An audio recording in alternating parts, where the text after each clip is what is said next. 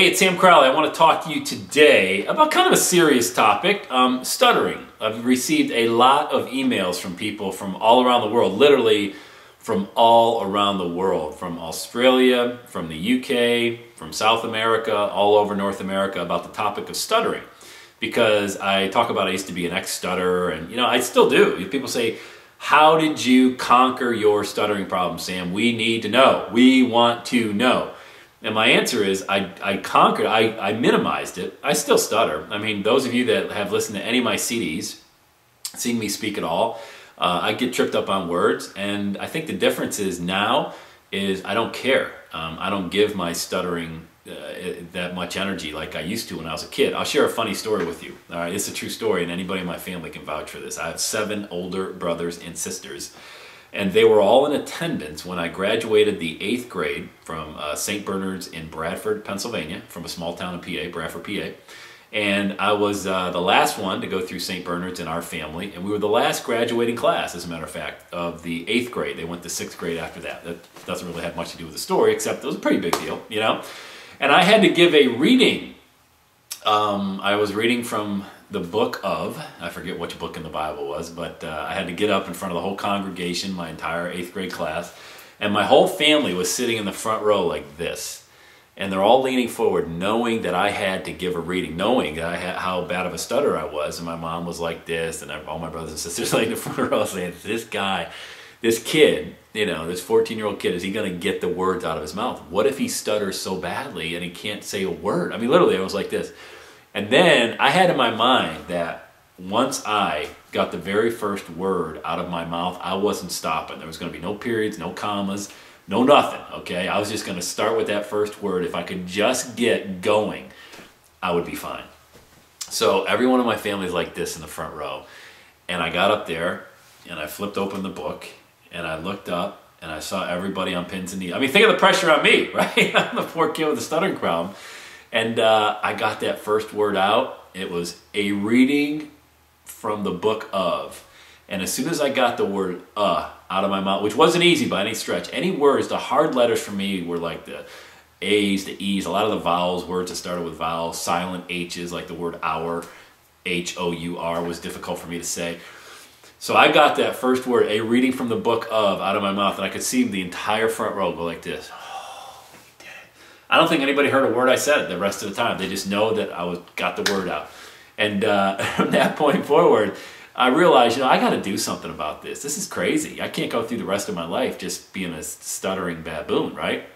So as I went into high school and even into college, I still, tripped up. There would be times I would call friends and I would try to say, is so-and-so there? And I couldn't. I mean, they'd be, hello, like in a prank phone call. Hello, is anybody on the line? And it would be me, like trying to get the word out of it. I just hang up the phone. And so I finally said, this is where I'm going. I want you to pay attention because this has a lot to do with what I teach now, I think a lot of the reasons why I used to stutter so badly is because I worried about saying the right thing so much. And I would really worry about what other people thought about me. And if I had to give a speech in speech class, I got really uptight, worrying about what other people would think and try to critique the speak and then the speaking, And once I stopped caring, my stuttering kind of dissipated. Now, I'm not a doctor. I'm not a speech pathologist. I used to go to speech pathologists, at least one that I remember when I was a kid. And I was like, golly, this really ain't working out too much. I think this isn't going to benefit me because it was all right here. And my mom used to say, you're only stuttering because you watch other people stutter. I had an older brother who had a little bit of a stuttering problem as well, a couple of them, I think. And she thought I was just mimicking them. And maybe it's true, the people you hang around, right? And their stuttering went away. My mom was finally like, thank God I got the kids to stop stuttering. Here comes Sam, the last of 8 coming down. He's going to start stuttering? What, are you kidding me? So it had a lot to do with my environment, I think. It had a lot to do with the fact that I worried about what other people thought about what I was going to say. So I put a lot of pressure on myself to say the right thing. And so when I let go of that, the stuttering went away because I wasn't feeding the problem. As I talked about, and I listened to Eckhart Tolle's audiobook, The Power of Now, and I actually referenced it in one of my teachings as well, The Power of Now, the pain body. I mean, you feed that body of pain and it continues to get worse. I wasn't going to feed my stuttering problem anymore, and what do you know? It kind of went away. Now, I still stutter, but I joke about it now. If I stutter, I just, that's me stuttering. But when you're 14, 15, 16 years old and you really want to seek the approval of your peer group and you always want to look like you got your stuff together, your appearance is everything, right? Perception's 9/10 of the law. When you're 41 years old like I am and you just want to be a dad and you want to be a husband, you want to make sure your kids grow up with proper moral compass dialed in the right way. Stuttering is the least of my worries, trust me. That doesn't even rank on my radar anymore. So if I don't worry about it, it doesn't happen.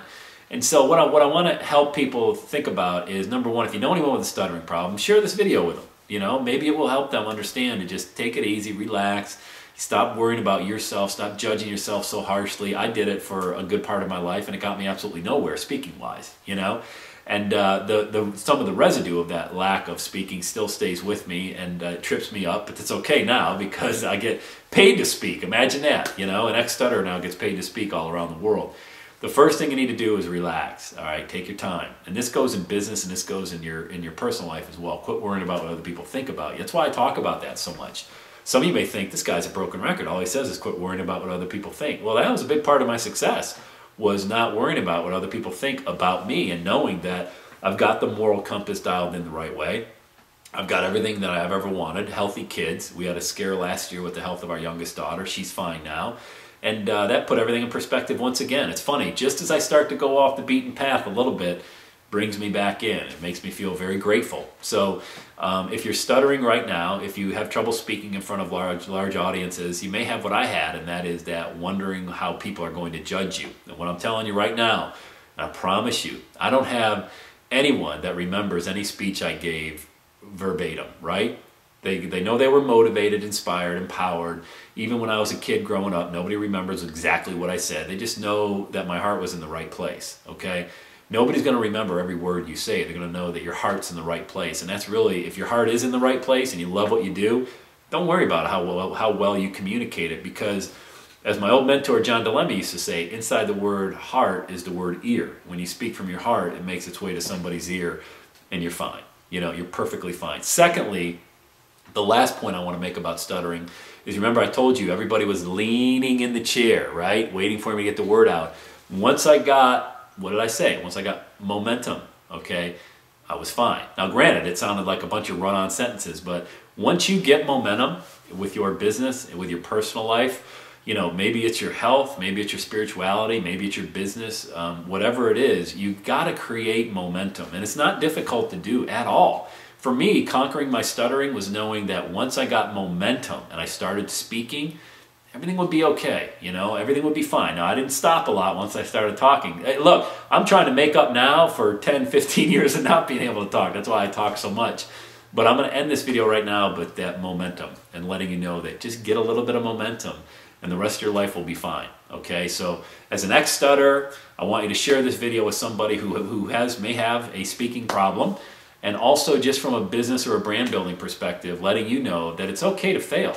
It's okay to make mistakes, because ultimately the harshest judge is going to be you, and you're already way too hard on yourself. Trust me when I tell you, nobody's watching, nobody cares. They just want to know your heart's in the right spot. How it comes out of your mouth, it doesn't even need to be remotely perfect. Trust me, both hands in the air, I'm the most flawed person you'll ever see. It doesn't need to be perfect. All right, Sam Crowley from everydayissaturday.com, helping you if you are an individual with any type of speech problem, or just helping you with confidence. Take care, have an awesome day.